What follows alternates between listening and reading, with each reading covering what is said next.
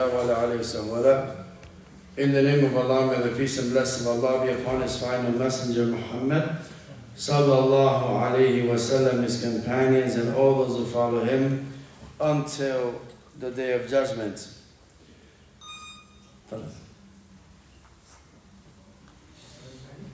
Yeah, we usually do like 9:45, but inshallah. We just introduce and then continue afterwards, inshallah. All right? I thought it was after. Yeah, no worries, inshallah. We just introduced the Sahabi, inshallah ta'ala, and get prepared. So, alhamdulillah, Allahumma allimna ma yanfa'una, wanfa'na ma 'allamtana, wa zidna ilma. Oh Allah, teach us that which will benefit us, and benefit us with that which you have taught us, and increase us in knowledge. The reason we're learning about these companions, may Allah be pleased with them, is because these were the companions of the Prophet ﷺ. And they lived a life of balance, and they demonstrated what they learned in their actions, and they sacrificed. And this is what Allah has blessed us with, having access to these biographies. And how can we have access to these biographies? Because we have something. Can anybody tell me, like, how can we have access to these biographies? What is that we have in this ummah that allows us to find this information?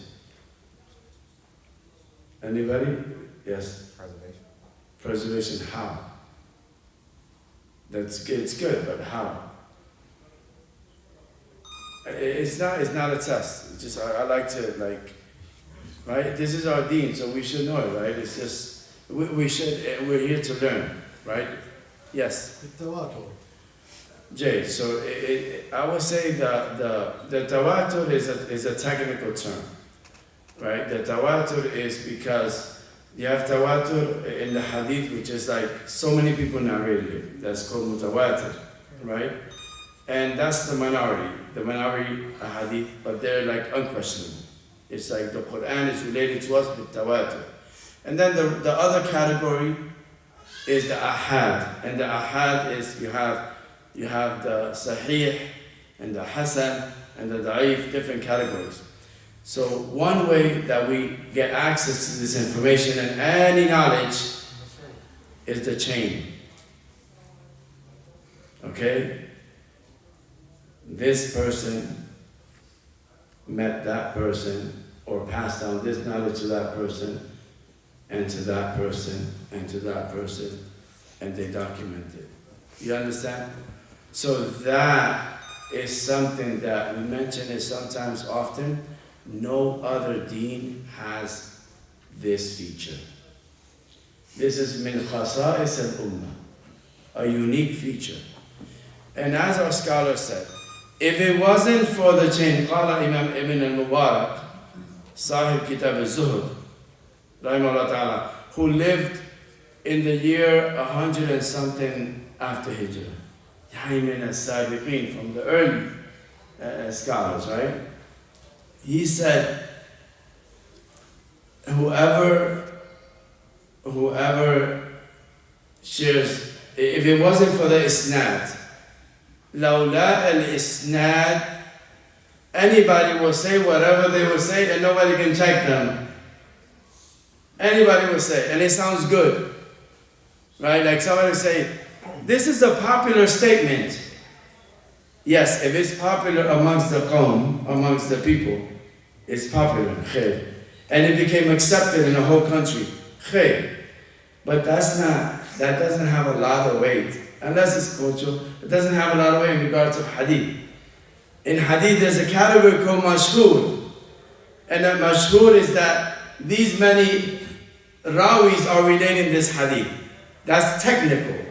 It's the same word, but it doesn't mean popular. Mashhur linguistically means popular. in the science of hadith is that these many narrators narrated this hadith. Aziz. Aziz means like, what does Aziz mean? Like mighty and so on, right? Aziz means that these many rawis related this hadith. Gharib. Gharib means strange. Right? So it sounds like a negative connotation. And I'm just like, as an introduction of this, before, inshallah we get into the story, so that you can know that this is how we get knowledge, right? Gharib. Gharib means strange. So strange means something negative, right? How about if I say, the hadith, إِنَّمَا الْعَمَالُ بِالنِّيَّاتِ, is a gharib hadith. What does that mean? Is a hadith that's related in 70 abwab al-fiqh. And it's authentic. How can it be strange and authentic? What does that mean? Gharib means in hadith that one rawi passed it down directly to another rawi, just one person. That's called the gharib in the isnad. Right, Sheikh? Correct me if I'm wrong. Right? But that's what it means, gharib. It doesn't mean that it's not authentic. It doesn't mean that it's strange, lughatan. It means that the narrators that pass it down is just one. But they're of strong authenticity and reliable and have dubt and have all the categorization of authentic. Right? That's how this knowledge is passed down. And that's not, I'm just saying that's the way the scholars do it, right? But just for us to know that when we share knowledge, that's the base. We share the information, but that's the base. Because if it wasn't for the base, anybody would say whatever they want to say. And just because he has this name and that name, we accept it. No. Everyone is subject. Nobody's infallible. Like Imam Malik rahimahullah ta'ala said, when he was Imam al-Madinah. He was the Imam al-Madinah in his time. He said, nobody's infallible illa sahib hadhi al-makan.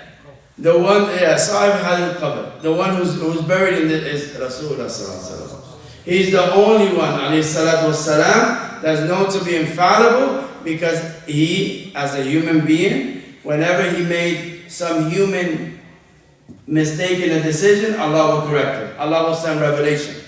We don't have that. We don't have that. If somebody corrects us, we get upset. Right? We get upset and it touches our ego. Like man, enter. Who are you? Right? The Prophet never questioned Allah. Why are you correcting me? Sallallahu Alaihi Wasallam. So inshallah after Salat al-Isha, it's a small story. It's the story of Sa'd ibn Ubayd. Sa'd ibn Ubayd was al-Qari, who was one of the Sahabis who memorized the Quran in the time of the Prophet ﷺ, and he was also a warrior that fought all of the battles of Rasulullah ﷺ, and also took part in the battle with Abu Bakr and with Umar bin Khattab radiyallahu ta'ala ajma'in. So inshallah ta'ala after Salat al-Isha, we have this short story, part 1 with Sheikh Ahmed and part 2 with myself. Barakallahu fikum. Subhanakallah wa bihamdika ashhadu an la ilaha illa anta astaghfiruka wa atubu ilayk.